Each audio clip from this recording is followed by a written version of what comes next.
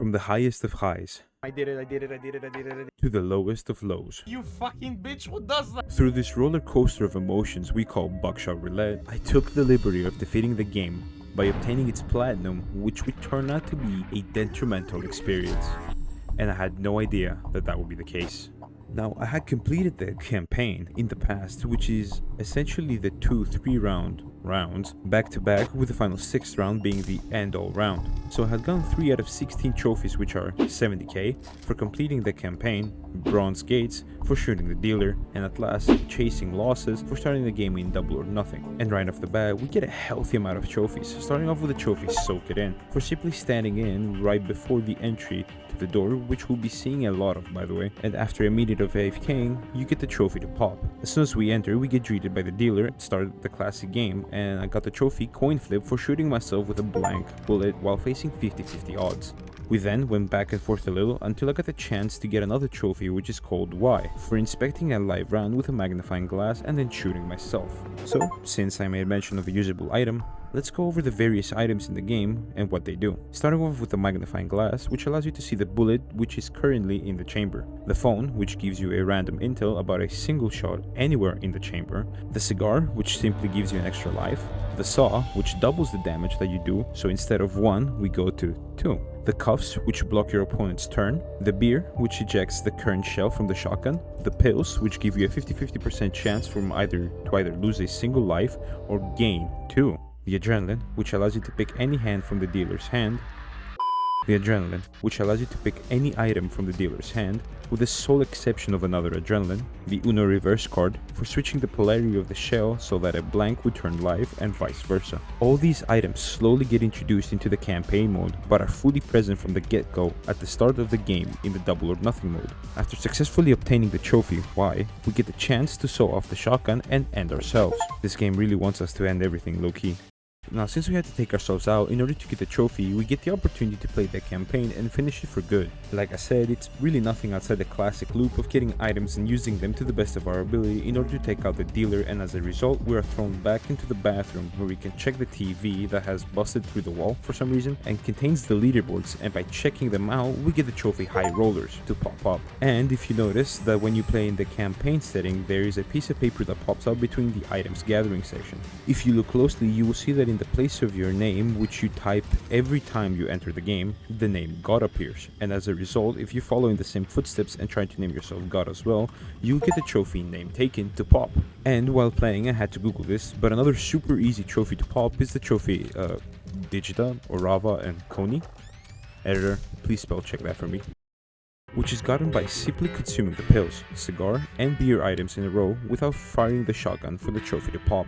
All these trophies I had gotten in the first hour and a half of playing this game. This is exactly what I mean when I said that the game lures you in, because very soon what would follow up could only be described as torture. But first remains one of the 2 final easy trophy pops to get. To get this trophy that I speak of, you need to complete the campaign and then get the double or nothing pills to pop at the bathroom area. If you click on it and accept the hidden torture that awaits you via RNG, you will be greeted with the dealer once again, and now the rules have changed. Since from here on out you have 1 life, and that's it. Every round you start with a random number of charges. If you win, you move on to the next. Win all 3 to win the match. You will then be greeted with the option to cash out after knowing what number of money you have, but if you lose once, that's it. No more automatic saves, nothing. Just you and the dealer and that chronic masturbator in the corner of the screen. However, if you decide to not double it and leave immediately, you get the trophy Nope to pop. We now start the descent into madness. What I originally thought would be a decent platinum to get with relative ease has officially turned into a one-week trip where I would turn into the zombies from Black Ops 2. To give you some context as to the pain levels I had to endure in order to get to this point, I'd say think of it like this.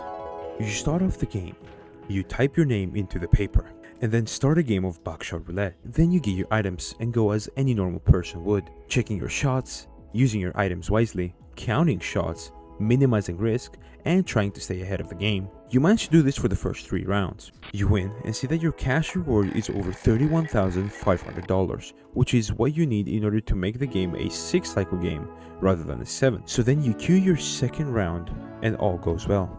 You keep doubling your cash a second time. You repeat this process a 3rd time, then a 4th, then a 5th. At this point, You've been playing the game for over an hour. What previously netted you 10 trophies has you on the verge of life and death, you feel. Since some of your runs from before haven't gone so well, you're officially at the edge of your seat. The first round goes by, then the second, and then you're at the final round. The nerves are high, but so is your adrenaline. You keep looking at the dealer's face, knowing that you have tried your best over and over to get over his wall hack face. You know that every single time you are here, it's almost like he knows exactly which bullet is which. It's not like he pulls them in the shotgun himself or anything. You prepare for the worst and try your best. You get some shitty items, because of course you will. He gets conveniently the best items in the game, of course. And just when you say you'll go all in, blank after blank after blank, it might be over, and before you know it, he looks at you with those beautiful eyes of his, pulls the trigger, and just like that, ladies and gentlemen, it's over, and an hour and 30 minutes on average is officially over. At this point, I'm not entirely sure whether or not I have spent more than 20 hours in total for this game, but it feels like 100. But when you take into consideration that a variation of this game happened to be 5 times throughout my playing sessions, it's clear that the picture painted here is not a good one. Not only was I cucked at the end of this trophy at the final round 5 times, I also had to do this trophy twice. Since one of the trophies tells you to leave with $1 million, the other tells you to lose $1 million. So knowing that you're going to be doing this run again and again is heartbreaking and low-key killed my motivation for this plat. I also decided to play some Siege in my spare time, which if I had to relay my inner thoughts at every round, it would be something like this. At least here I was able to low-key get my bearings together and beat it, but by the time I had done that, I had already played way above 10 times of Double or Nothing, which is the required amount for unlocking the trophy Overdose.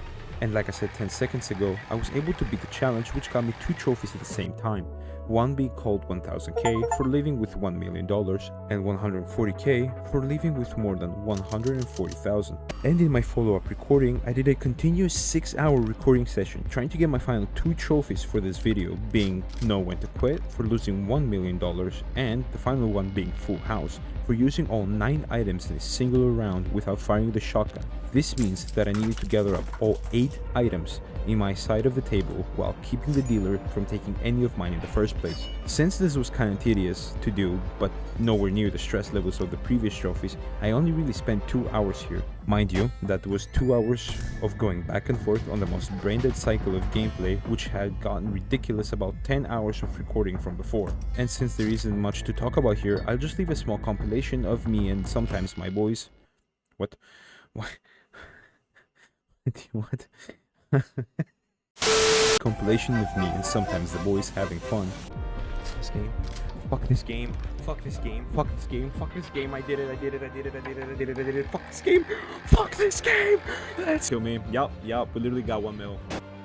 There we go. Oh my god. Literally stuck on my nuts. Give me the trophy. Give me the trophy. Now, if we kill him, this is such an aura farm moment. Or not. Like I said. Now, he gets to shoot, yeah, but the thing is here, lads. You see what the thing is here. There's 2 shots alive, and I have 2 fucking lives. So now, you see him? Okay, well, if he checks. So that was Buckshot Roulette in a nutshell. It was honestly a very easy plat to get up to the final 3 trophies, which had my blood and my soul both boiling. Nevertheless, I was able to accomplish it, and I'm happy to say that I will never have to play this game ever again. Thank you ladies and gents for watching, and I'll see you in the next one.